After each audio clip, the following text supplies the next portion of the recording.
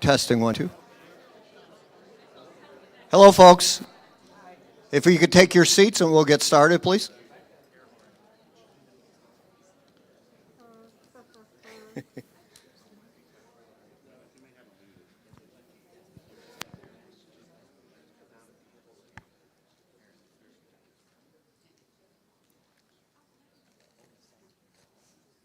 Well, good afternoon, everybody.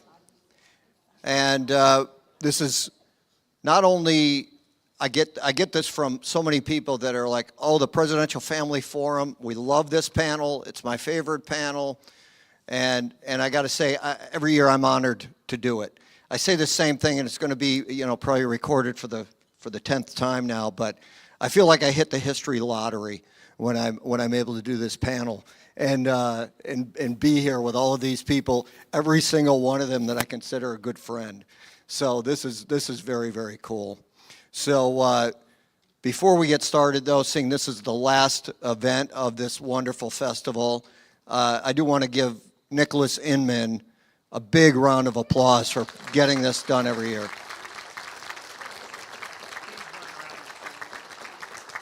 Nicholas is right back there, and he does an amazing job along with several others that help him do this to bring.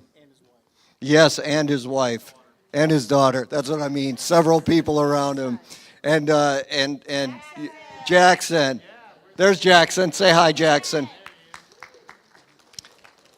Oh, there's the two pretty ladies back there. Yeah, that helped make this all happen. So thank you all, and we just want to thank the Inman family and everybody around them for bringing history to life and bringing so many friendships together here at this wonderful festival. So we're going to get started on this presidential family panel, and like always, I'm going to ask you just to go down the line and introduce yourself and say what president you're related to. And we'll start here with you, Jay. Hello, everyone. My name is Jay Garfield.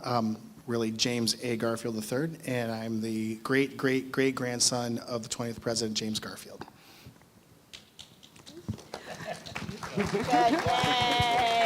I'm Marie Clinton Bruno, and I am a cousin of President Bill Clinton, number 42. Hi, my name is Katie Rawls, and I am the great-niece of Richard Nixon. And I'm Ulysses Grant Dietz. I'm the great-great-grandson of Ulysses S. Grant. And Julia. And Julia. That's right. I'm Tweed Roosevelt. I am a great-grandson of, guess who? Theodore Roosevelt. Not Franklin. Theodore Roosevelt.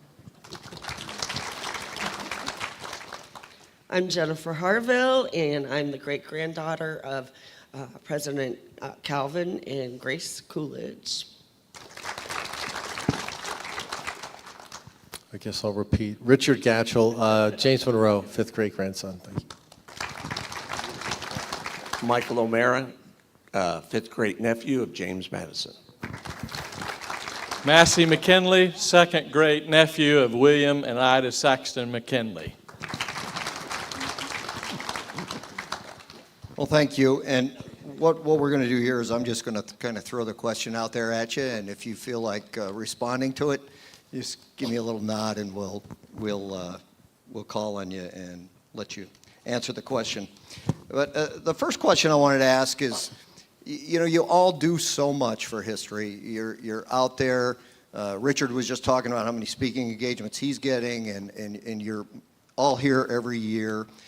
And I would just like to know if you have a favorite memory that you could share from being a presidential descendant. And just, something that just sticks out in your mind is a favorite from being at one of these presentations or just something that somebody says to you in relationship to your being descended from a president and first lady. Well, what jumps to my mind is that 40 years ago, is that possible? I spoke at Grant's tomb, which I will do again this following Monday on April 27th. But I was invited because somebody picked up my name off a press release out of the museum in New Jersey where I work and said, "Ooh, Ulysses, he's a live one." And they invited me there, and I got up to talk at Grant's tomb, and I had 5 minutes, and I realized I didn't actually know anything at all. And that sort of sparked a realization that maybe I needed to learn. But the other thing about it was the first time somebody came up to me and wanted my autograph, and I wanted to say, why? And then I realized that it's a physical connection with a living memory of a real person. Or a real person who's, anyway, you know what I mean. And so that was a very powerful moment, realizing that this was going to happen again, and there was a reason for it. I love that. I love that. That's great, because it is, to people that would come up to you like that, they're able to touch history and interact with history that they could never do otherwise. Anyone else? Nobody else. Tweet? Sure. If nobody else. Anybody? Go ahead. Well, this is sort of a random remembrance, but when I lived in New York in it was probably the 60s, the New York cab drivers were almost all Jewish in those days for some reason. And if a cab driver discovered my name, for whatever reason, they'd ask and say, and then they'd tell me a story. Often what happens when people are introduced to you in a place you don't know, they tell you a story. And our job is to nod our head and say, gee, I never heard that before. Gosh, how nice of you, and so on. It's part of the role. Anyway, they tell me this story, which I think is kind of cool, so I thought I'd tell you quickly. TR was police commissioner in New York. And there was a guy coming from a German minister who was a virulent anti-Semite and who made his living going around carrying on about the Council of Elders, all the stuff they had to give him a hard time. And he was coming to New York to feed his poison out. So a bunch of prominent New York wealthy Wanamamakers and Jewish people came to TR and said, as police commissioner, you can't let this guy speak. And TR nodded, as he said. He said, but unfortunately, the First Amendment applies to him just like everybody else. There's not much I can do about it. This is a story of how TR managed to achieve objectives in different ways. So anyway, the day came. It was at a big hall, much bigger than this. There were thousands of people there, standing around. They'd taken out all the chairs. Very restive group, the pros and antis, and all carrying on. So TR took the stage to start the proceedings, and he marched out 12 policemen behind him. And then he said to the audience, I know this is difficult time and carrying on everything. I'm not going to put up with any kind of physical violence. We'll stop it. You see, I have 12 policemen here, and we have in the audience a bunch of plainclothes policemen, and we'll take care of it. So don't do anything. And these policemen here, their job is to make sure that our speaker is safe. They're his bodyguard. And I want to introduce them to you. He said, Patrolman Goldberg, Patrolman. They were all Jews. And the guy was laughed out of town. So I loved hearing that story. Anyone else, a favorite memory or experience that happened to you because you're a presidential descendant? I'll be quick. Marie? Many of you know Todd Rundgren, the performing artist and music producer and all, and he created a nonprofit back in 2015 called the Spirit of Harmony Foundation. And the mission is the moral imperative of music education. There's lots of information on it online, and it's an all-volunteer effort, like the TR fans and all. And they wanted to present the first Sing Ring Award, and if you're a diehard Todd Rundgren fan, you've heard of the song Sing Ring. It's a very long, beautiful, interesting piece that he wrote. They wanted to present it to President Clinton, who could not be there, and so I got a call, and it was part of the Clinton School for Public Service, and would you like to accept the award? And I went, sure. And it's online. It's the Clinton School in April 2015, but his band came, they played a concert. the Clinton School was moved to the convention center for the concert, and then they did a band up into the public the next night. So that was kind of fun, and I didn't feel worthy, but I really enjoyed it. So, but I think a lot of us, especially those are current, we're called upon to do some things, and you just really have to be cool and, not have a lot of wine or anything like that. So, anyway, so, yeah, so. Thank you. Hold on to that mic right there, Sure. because I think I'm going to go to you next. Okay. Perhaps, or do you have one for that? Yeah. Testing. There you go. I think everybody here heard sort of my indoctrination on how I learned a lot about the heritage and the history. But how did I end up here would be the question. And so there was a news article about 4 or 5 years ago, and I had, in the 90s, I worked in Seattle, and I was involved in opening an office in Alaska. And had to travel up there to get people set up and everything. And up there, I went to Mount Denali, which is 29,000 feet. It's the tallest mountain range in the North America. So I knew a lot about it, and the business we were in up there. We did a lot of work out in the bush with the natives, the Eskimos and everything. So I kind of got a little attuned to the culture. And so fast forward 2020, 2021, sometime in there, I'm reading a newspaper article, and it's talking about they're going to rename Denali. And so I was reading about it, and there's this guy named Matthew McKinley, I think his name was, and he spoke up and he said that it would be an honor to rename it after President McKinley, because originally for many, many years it was called Mount McKinley. And it had been renamed, I think, 20, 25 years ago. They started calling it Denali, maybe 30 years ago. But they were talking about now calling it that. And what he had suggested is that they name the mountain, rename it back to Mount McKinley, but keep Denali the name of the park, in honor of the heritage and everything. And I thought, that's a really tremendous thing. And I thought, I'm going to reach out, contact this gentleman. And knowing he was McKinley, I thought, well, it'd be interesting. I'll mention to him that I was related to James Madison. And so I reached out.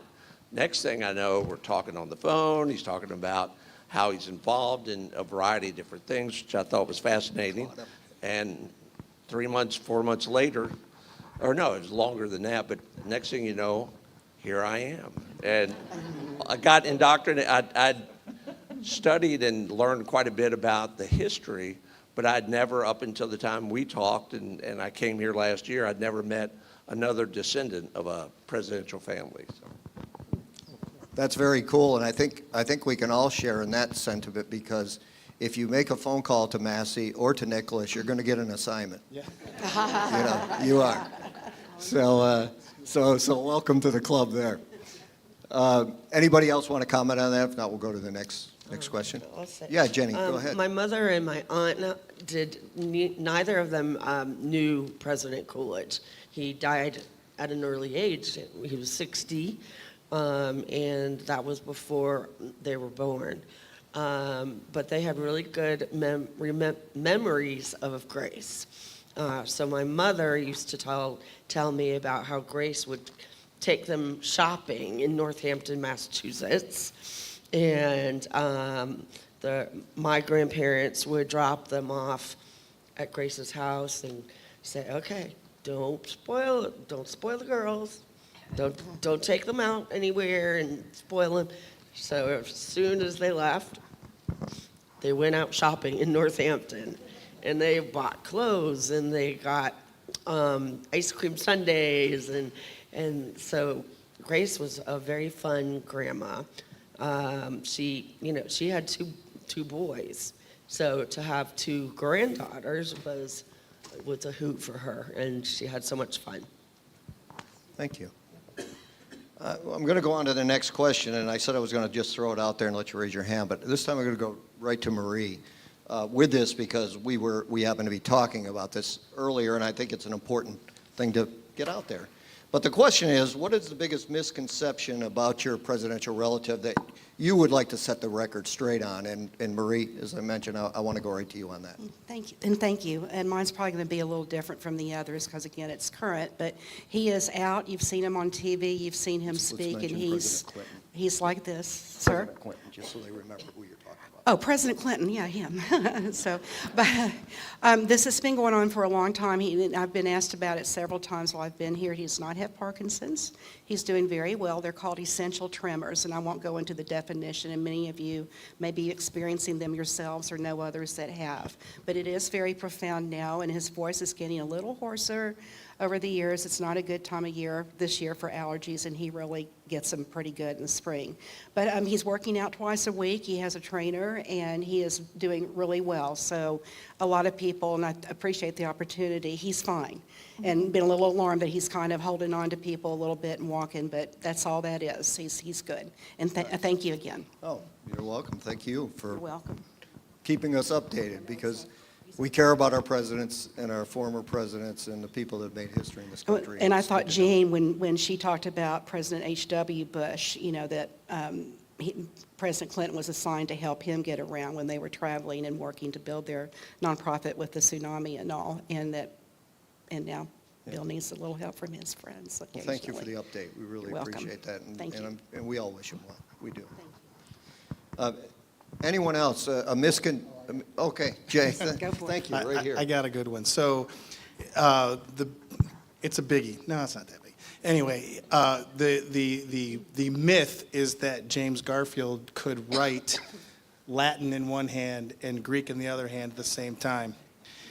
That is false. I try it. It's not easy.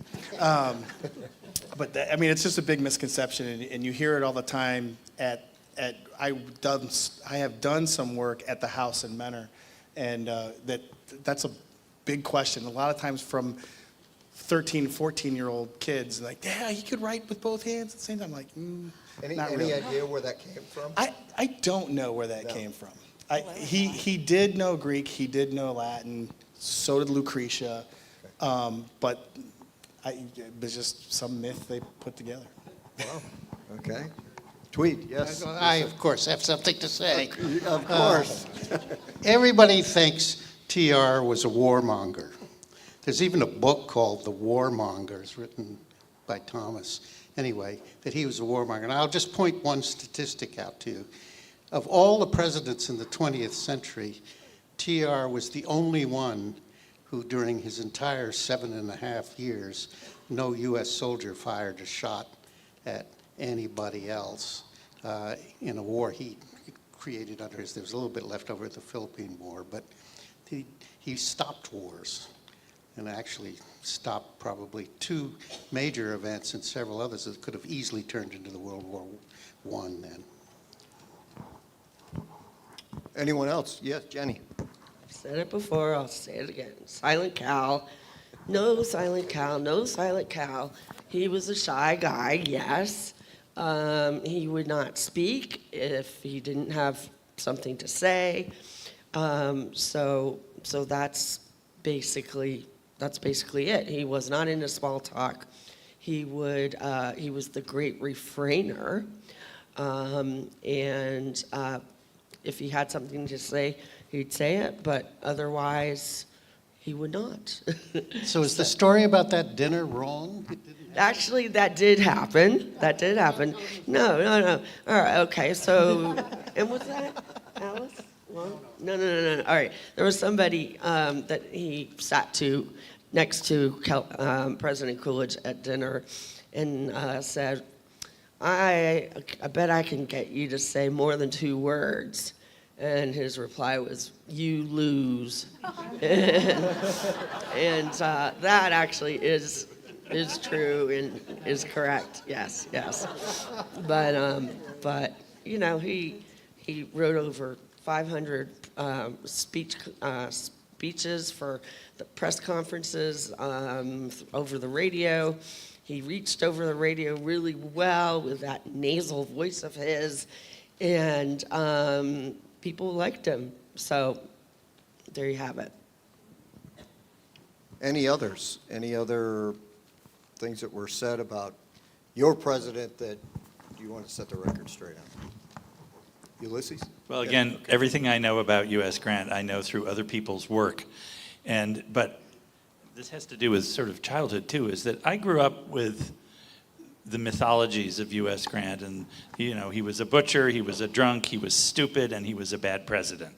And those were which is why I did not talk about him in my childhood, where I lived in a city where my father's family was way more prominent. So I was Grant Dietz, and nobody knew who I was. But the fact is, there's been an enormous amount of research on his presidency. And he was a good president. He wasn't the best president, but he was considered second worst when I was growing up. And I won't say who the worst was supposed to be. But now, out of 47, he's considered number 16, and in terms of civil rights, he's number 6.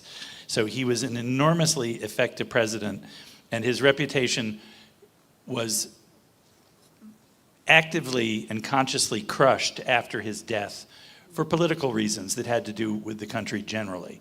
But the more I learn about him, the more I am fascinated by it. And I'm going to plug a book because he's not here. Louis Picone has a new book called Ulysses Odyssey, which I finished last week, about his voyage with his wife, who went with him for 2.5 years around the world. And he transformed America's reputation by himself.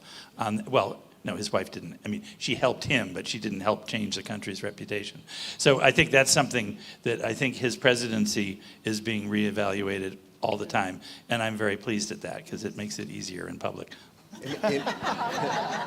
It is, just to follow up on that, Ulysses, I mean, his reputation was so huge prior to the presidency that, being the general that, won the Civil War, and he had such a huge, I mean, he was more famous than some of the presidents, actually. So then when he gets to be president, and then, you see it going down a little bit. I mean, I don't know if you want to, I'm just throwing that out there if you want to say anything more about that, but it's just, that his reputation was so huge even before he got into the office. Well, now you're asking me to be an expert on something, but I have the fact is he became president at a very difficult time, a uniquely difficult time in the history of this country. It was also at a very difficult time in terms of politics in general in this country, which was all about spoils and patronage, and he was a profoundly, I wouldn't say he was profoundly gullible. He believed inherently two things, is that people who were his friends were good people, and the men who were successful and wealthy, because he was raised by a Calvinist Methodist, that therefore they were good people, that rich people were good people. And he trusted people and got shafted constantly through his life. And the one time that he stepped in to stop it, which was cornering the gold market with Jay Gould and Jim Fisk,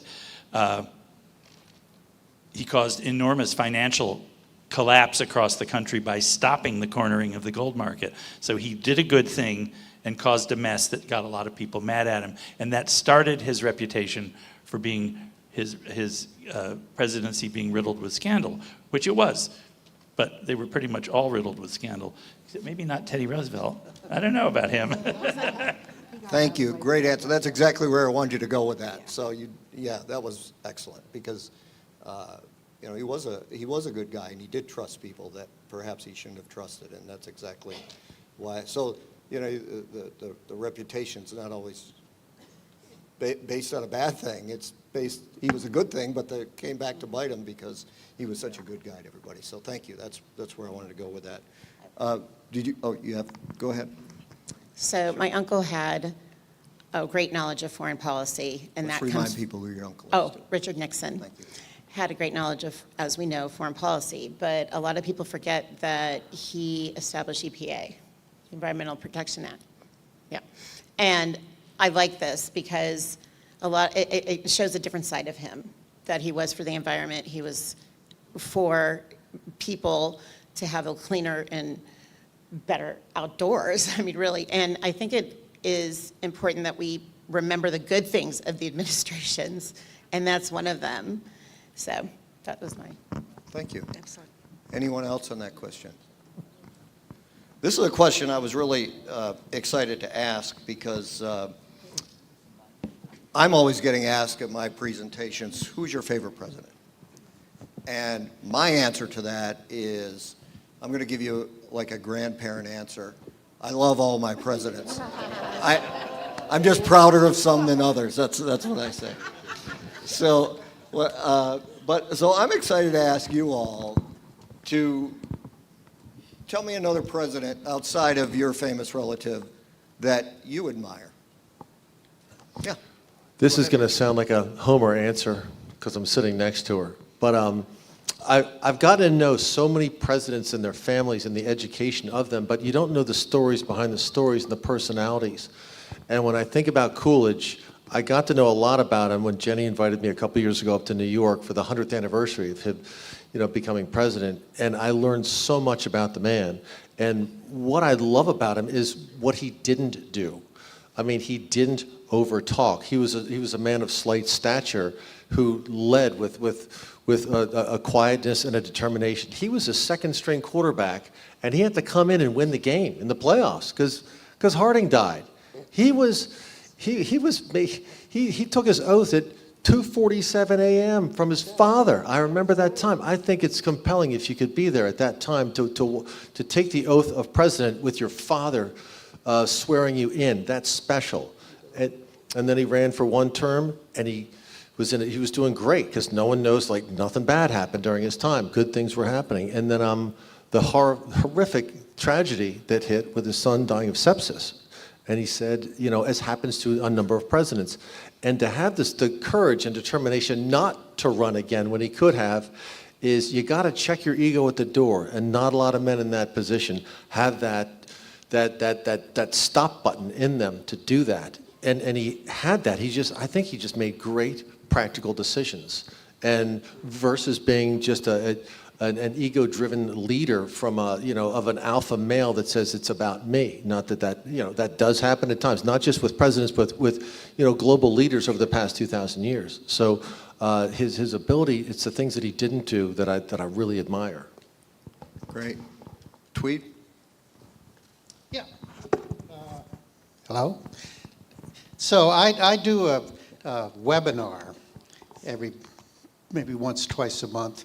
And one of the things I do is interview descendants of presidents. I also interview people who write books and anything around the presidency. By the way, if you want to follow it or do something, go to Long Island University Roosevelt School and tell you how to sign up. But I did one the other day with a presidential descendant whose name is Birch Taylor. He's not with us, but here, but he's not a descendant of who you might think he's a descendant of. He had nothing to do with the Taylor side. He's a Hayes. And his great-grandfather, what is it? I can't remember. Second great-grandfather. And I didn't know anything about Hayes. Does anyone here know anything about Hayes? I don't think so. Well, we're wrong. Let me tell you, we are very wrong.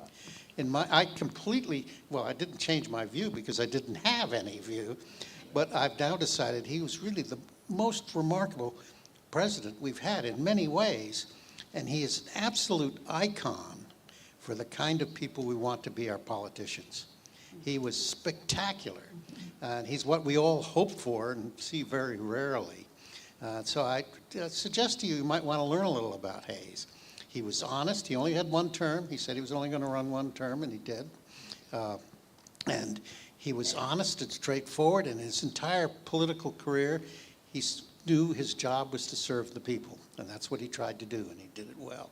No corruption, no nothing. Extraordinary guy, and nobody knows about him.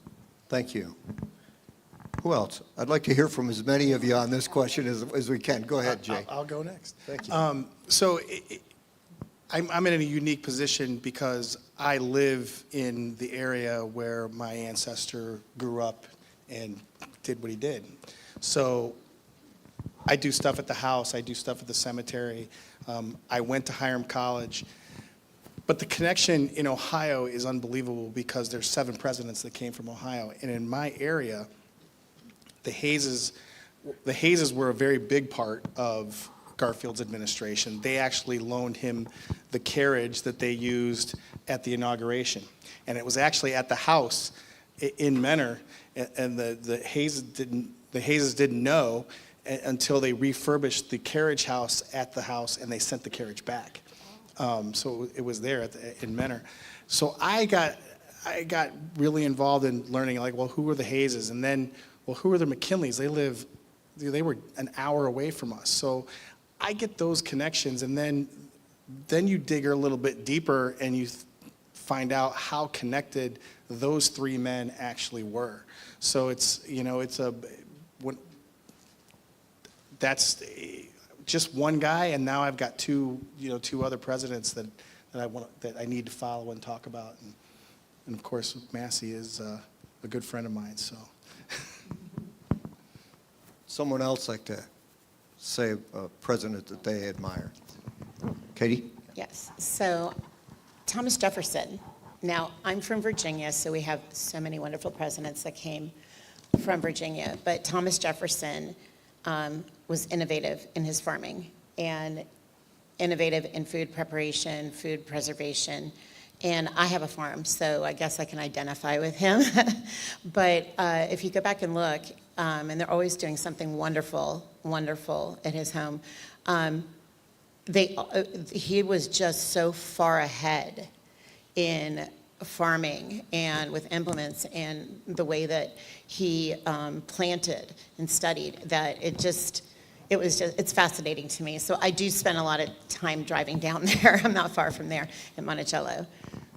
Nice. It's funny because you went first and then you went second on that. And I'll just tell a quick little story. I was speaking in Ohio a few years ago, and we took questions at the end, and a person raises their hand, and they said, who do you think really had more presidents come from their state, Ohio or Virginia? I said, I'm speaking in Ohio. What do you think I'm going to say?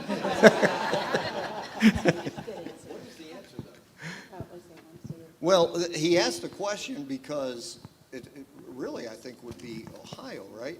It would be Ohio, but he asked the question because, and if I'm wrong and you guys disagree, tell me, but I would say Ohio, but he asked the question because there's some that, was he born here or was he born there? He lived here, but he was really born here. So then that causes the debate sometime. Anyone else like to? Well, Yes. Because I confessed at my luncheon lecture that I really wasn't interested in history as opposed to art history and the history of things, which is what my career became. But I finally, who wrote, it was a great biography of John Adams. And McCullough? Was that McCullough? Yeah. And I remember reading that book and thinking by the end of it, I want to have dinner with him. And to have someone from that long ago really resonate with whatever my middle-aged age was at that point really struck me that he was a remarkable person and a remarkable president because he brought all of that with him and his relationship with his wife. But that's because her letters survive. So all of those things made me, and I was so startled to feel that way because he felt very close. He felt like a real person. And maybe I really love the biographer. But so Adams is one of my favorites. Nice. Anyone else want to? Jenny? I probably would say President Carter because of his Georgia background. I grew up in Georgia, but also his humanitarian side. I really appeal to that. I got my master's degree in public health, so I love the fact that he, studied diseases in other countries and, found vaccines for so many diseases. So I have a lot of respect for that. Nice. Anyone else on that question? What do you think that history hasn't said enough about? What particular area do you think history hasn't said enough about your famous relative? Marie? I just will always be amazed at the Good Friday Peace Accords that he and President and Mrs. Clinton helped to broker, really starting in 1994, and it wasn't until 1998 when they were brought together, Jerry Adams, were brought together in Ireland, and just seeing the reception that the two of them got when they went over there, for international, peace and unity and all, you try, and that will always stick with me, is, what an impact that made, and people I know from Derry, that I know from home that talk about it, and all, just how powerful that was for them. Nice, Yeah. nice. What other things about your relatives would you like history to put out there on a billboard? I'll just say one thing. There's a book about James Monroe called James Monroe, the Forgotten Founding Father. I think that says it all. Yeah. Anyone else on that? Tweed. Anybody else? Tweed, I'm just going to go to you. Yep, every time. I would say TR as a diplomat. People don't think of him as a diplomat. People think of his, his skills in talking and everything was the exact opposite. He was actually a masterful diplomat. And some of the diplomatic coups he pulled off are the kind of thing we'd like to see more of. One I'll tell you just quickly is the Kaiser. This was all pre-World War I, remember, but it was pretty, dangerous out there. The Kaiser sent a bunch of naval vessels to Venezuela to try to intimidate the Venezuelans to pay back debts they owed. And TR was suspicious that the Kaiser had more in mind than just collecting the debts. He was suspicious Kaiser had aims at what was going to be the Panama Canal, and he was specific that Kaiser wanted to develop colonies here. So it was very tense, and both sides were pretty well armed. This was a naval confrontation. It's going to be somewhat similar to what we go through now with blockades and blockades and so on. But he knew that the Kaiser had an enormous personality, an ego. And what he did, he did this so well that historians didn't discover it till quite recently. He used various techniques to maneuver the Kaiser to get the Kaiser to propose the solution to this, which the peaceful solution was to go to arbitration. And so he engineered the Kaiser, but he didn't do it in the way you would have thought he would have done it, which was to yell at the newspapers and say, we'll grind you into dust, we'll do this and that, and create a risk of a major war. He did it through back channels, and he never said anything to the press about it. And basically, through back channels, he managed to show the Kaiser that he couldn't win this confrontation, military, naval confrontation. A, his supply lines were too far, but B, the Kaiser thought America was the most famous naval officer in our history at the time, and few people know this, but during the Spanish-American War, there was a confrontation between the American force in the Philippines, between the American force and the German forces, and Dewey was in charge, and he defeated basically the Germans in that, and people remember that. So TR made Dewey the chief admiral for this. And then he did various other things. I'll just tell you one other. Every admiral has a command ship, and it's usually, battleship or something like this. TR knew that the Kaiser was a yachtsman, and therefore would recognize that if TR made the admiral's flagship his personal TR's yacht, the Mayflower, the Germans, he thought that this was a way to show the Kaiser that he better not sink my personal yacht here. And a number of other things like that. The whole thing worked.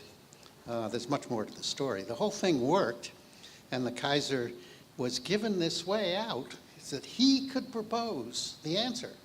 And TR let him get away with that, and not unlikely put off the First World War by a bunch of years. Someone else? Anyone else? Massey, did you have some? Yeah. Thank you. So I think there are many love stories that's weaved throughout many years of the presidencies. I think about James and Lucretia Garfield. I think about Edith and Theodore Roosevelt. I think about Dolly and James Madison, and I think about Abigail and John Adams. William McKinley and Ida Saxton McKinley probably had one of the greatest of those love stories. And I meant to mention, too, Ulysses and Julia Grant. That's for sure one of them, too. But William and Ida had such a love story that began when William was visiting the bank that Ida Saxton McKinley's father owned. He flirted with her. They went on several dates. She rebuffed him several times. She said, "Oh, I don't want to marry a lawyer and someone who has the ambition to be a congressman." And so finally she relented and they got married. And they were married happily until the death of William. But the saddest part about all of that is that Ida had epilepsy. And it was common knowledge that at the White House when they had state dinners, it was not typical for the president to sit beside the first lady in a setting like that. But he wanted his wife beside him, and when she had an epileptic seizure, he would place a napkin over her face. She would come to eventually, and then they would go on with the rest of the meal. But sadly, they lost both children, and that's the reason why there are no direct descendants. I'm related to James, his brother, so I would be James's great-great-grandson. But I just can't say that enough, and I think a lot of people just don't realize that they're people too, and they love each other, and they have an affiliation with family, and they love their family. And I think William and Ida certainly will go down in history as having one of the greatest love stories ever. And Massey, right up to the end, really, when he was lying there shot, when the assassin's bullet hit him, he was so concerned about his wife at that time and how they would tell her that he had been shot. And so, thank you for sharing that.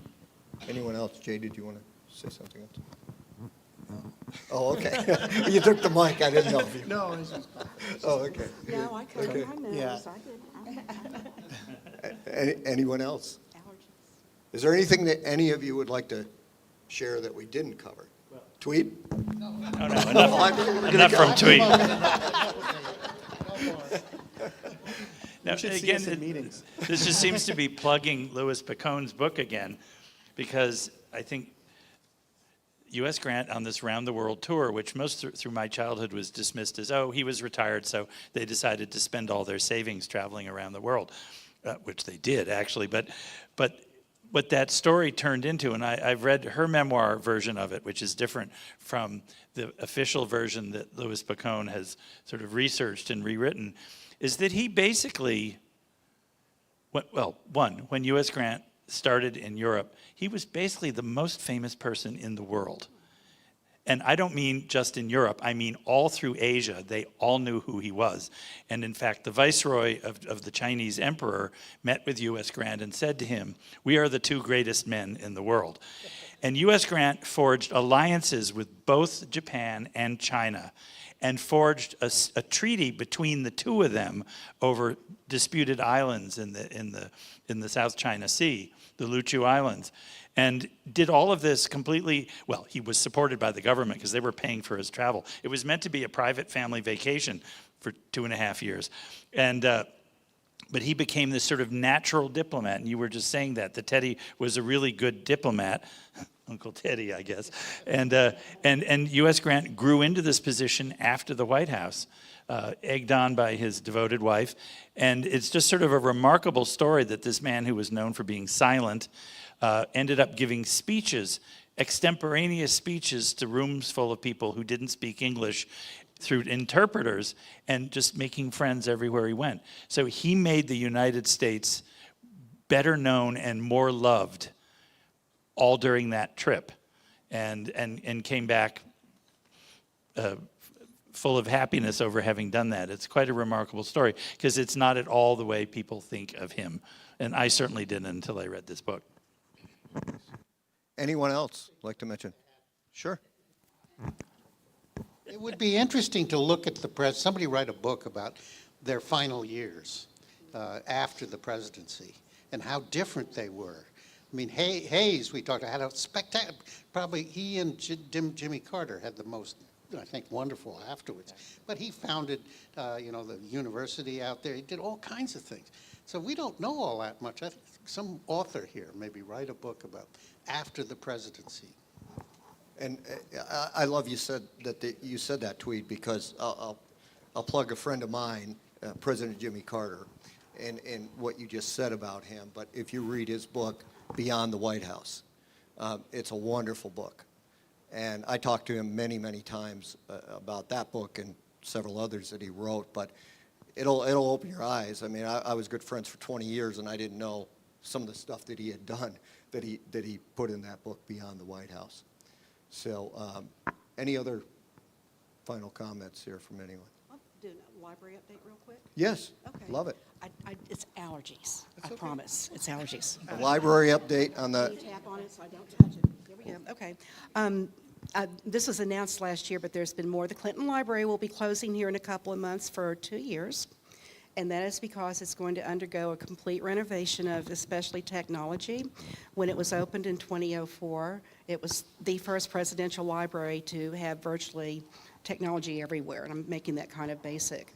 So a lot of that's been out of date for quite some time, but it's also going to include an expansion of the grounds to include Mrs. Clinton's papers and her studies and a lot of her activities. A conference center, which they call a collaboration center, will be open to the public for people to just come and research. And if you've ever been to the park, the grounds are intentionally hilly, so kids can bring their cardboard boxes and just slide, and people can picnic. And so it's going to be, please go visit here pretty soon. So check the website before you go. So it's very exciting, but it will take a while.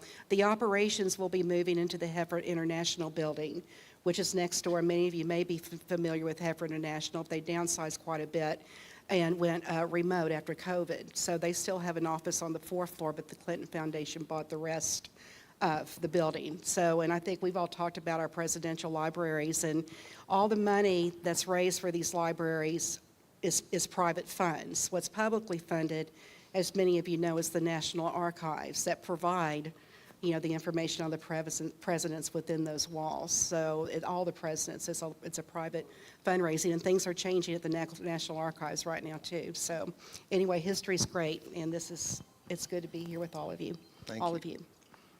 Thank you. And I want to mention, too, that this panel this year was sponsored by the Society of Presidential Descendants. And you all do a lot with that, and especially Tweed and Massey that run that society, and it's a wonderful thing. And we thank you for that, and we thank you for sponsoring this. This panel went, you made a historian happy here today, because this panel went exactly like I wanted it to, in that you mentioned so many what I like to call little-known facts, and that's my thing. And I'm going to, I guess, get on a soapbox here just a little bit, but as a historian, I don't care for presidential rankings at all.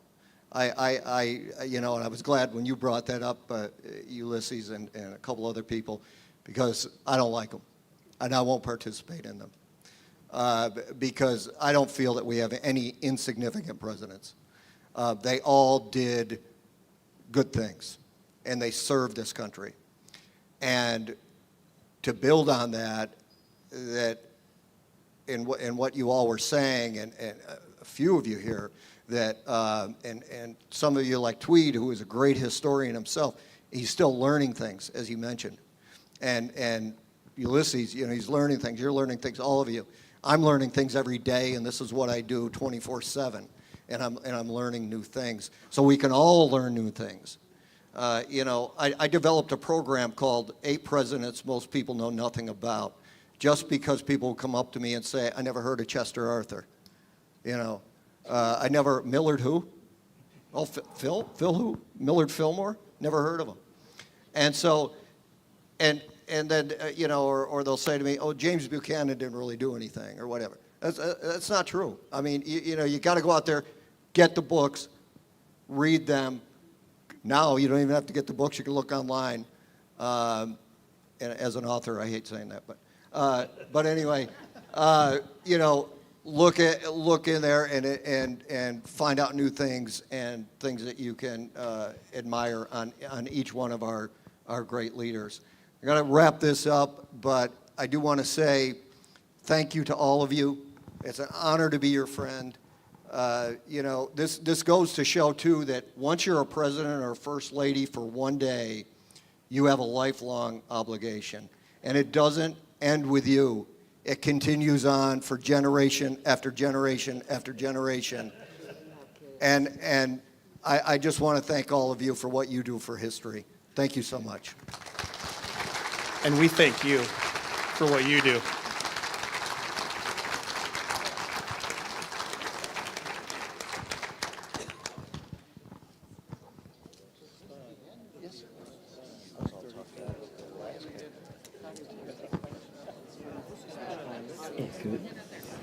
A young man returned from Washington with a dream to share of cherry trees in blossom, blooming everywhere.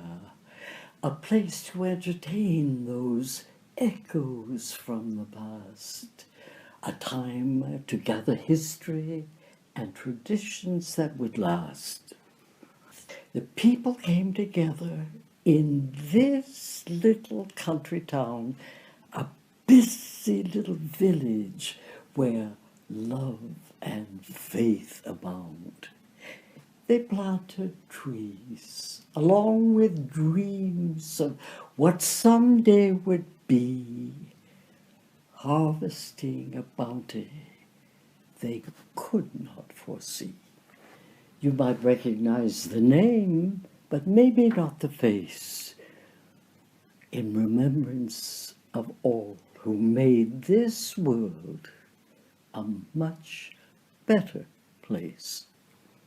From authors to astronomers, munchkins to musicians, we gather here together so we can learn and listen. From Lassie's pal to Barney's gal and presidential kin, they all share their stories as we remember when. Come along and take a stroll along life's memory lane and reminisce of names engraved on the Missouri Walk of Fame. Like returning robins on an April breeze, we will meet in springtime beneath the cherry blossom trees.